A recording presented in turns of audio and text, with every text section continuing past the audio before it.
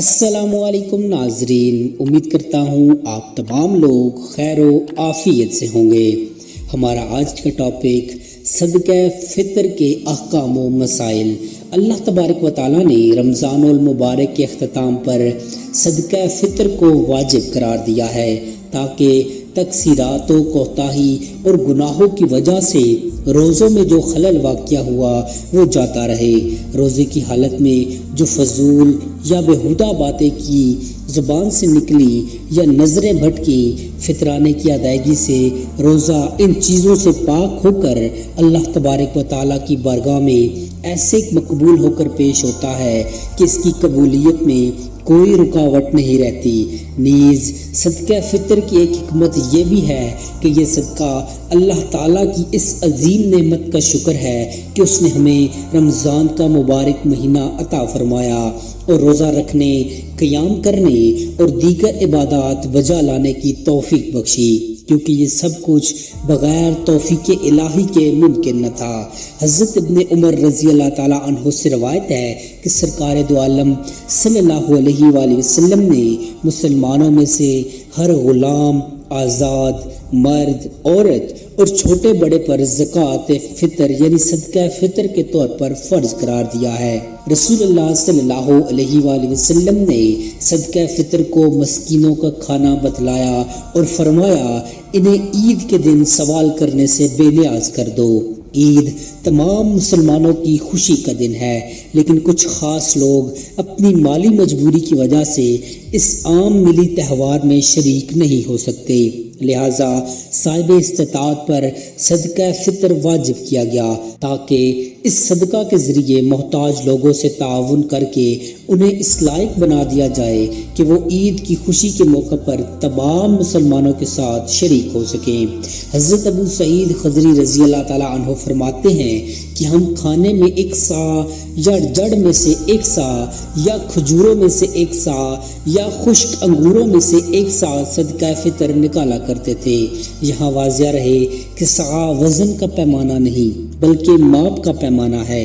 البتہ ایک سا کی مقدار بعض اہل علم 2 کلو 40 گرام، بعض 2 کلو 100 گرام، اکثر اہل علم 2.25 سیر یعنی تقریباً 2.5 کلو بتاتے ہیں، لہٰذا احتیاط اسی میں ہے کہ صدقہ فطر دیتے وقت سا کا وزن 2.5 کلو مانا جائے۔ عام طور پر یہ سمجھا جاتا ہے کہ صدقہ فطر صرف گندم کے ساتھ خاص ہے، جبکہ احادیث میں صدقہ فطر 4 قسم کی چیزوں سے ادا کرنے کا ذکر ملتا ہے۔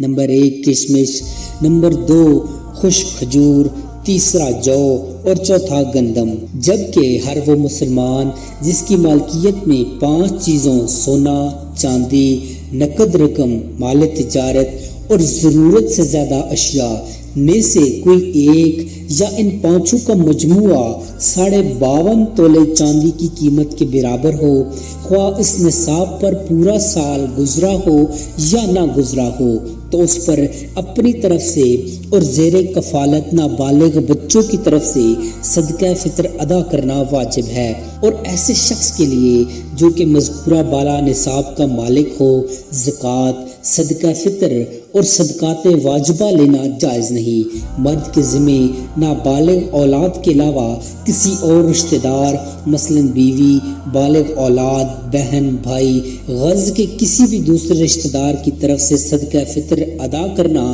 واجب نہیں، اگرچہ یہ اس کی زیر کفالت ہی ہوں۔ البتہ بالغ اولاد اور بیوی کا فطرانہ ان سے اجازت لیے بغیر ادا کر دیا تو ادا ہو جائے گا، بشرطے کہ بالغ اولاد اس کے عیال میں ہو۔ اسی طرح ماں کے ذمے بچوں کا صدقہ فطر لازم نہیں، خواہ وہ مالدار ہی کیوں نہ ہو۔ اگر عورت خود صاحب نصاب ہو تو صدقہ فطر کی ادائیگی کی خود ذمہ دار ہے، شوہر کے ذمہ لازم نہیں۔ تاہم اگر شوہر بیوی کی طرف سے ادا کر دے تو صدقہ فطر ادا ہو جائے گا۔ اگر عورت نصاب کی مالک نہیں تو اس پر صدقہ فطر واجب نہیں۔ جن لوگوں نے سفر یا بیماری کی وجہ سے یا غفلت کی وجہ سے روزے نہیں رکھے، صدقہ فطر ان پر بھی واجب ہے۔ اگر وہ صاحب نصاب ہیں، صدقہ فطر عید کا چاند نظر آنے کے بعد واجب ہوتا ہے اور اس کا وقت عید کی نماز تک رہتا ہے۔ البتہ البتہ صدقہ فطر کا بہتر وقت عید کی صبح نماز عید کے لیے جانے سے قبل ہے، کیونکہ نبی کریم صلی اللہ علیہ وآلہ وسلم نے اس کا یہی وقت متعین فرمایا ہے۔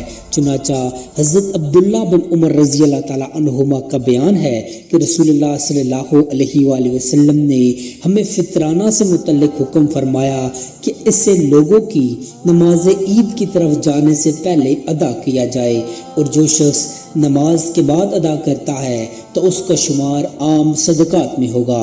ہاں، اگر کوئی مصلحت پیش نظر ہو تو 2 دن 1 دن پہلے بھی ادا کیا جا سکتا ہے۔ موطوع بن مالک میں ہے کہ ابن عمر اپنے اور اپنے اہل خانہ کا فطرہ عید سے 2 دن قبل صدقہ فطر وصول کرنے والوں کو دے دیا کرتے تھے۔ اگر کسی نے نہ رمضان میں ادا کیا نہ عید کے بعد تو بعد میں بھی ادا کرنا اس کے ذمہ واجب رہے گا، معاف نہیں ہوگا۔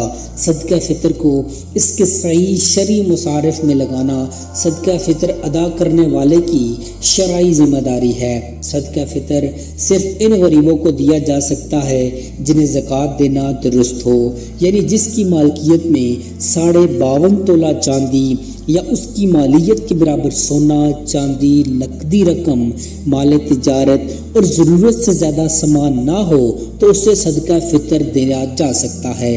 جبکہ جن لوگوں سے یہ پیدا ہوا جیسے ماں، باپ، دادا، دادی اور اسی طرح جو اس کی اولاد ہیں جیسے بیٹا، بیٹی، پوتا، پوتی، نواسا، نواسی وغیرہ، ان کو صدقہ فطر دینا جائز نہیں۔ اسی طرح بیوی شوہر کو اور شوہر بیوی کو صدقہ فطر نہیں دے سکتے۔ اس کے علاوہ باقی سب رشتہ داروں کو دیا جا سکتا ہے جبکہ وہ مستحق ہوں، بلکہ مستحق رشتہ دار کو دینے کا دوہرا ثواب ہے، ایک صلہ رحمی اور دوسرا وجوب کی ادائیگی۔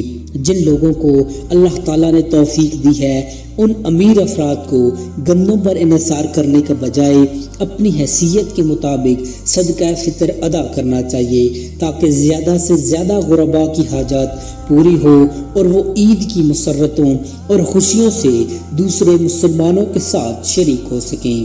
امید کرتا ہوں آپ کو ہماری آج کی ویڈیو پسند آئی ہوگی۔ مزید ایسی انفارمیٹو ویڈیوز دیکھنے کے لیے چینل کو سبسکرائب کر لیجئے۔ جزاک اللہ خیرہ۔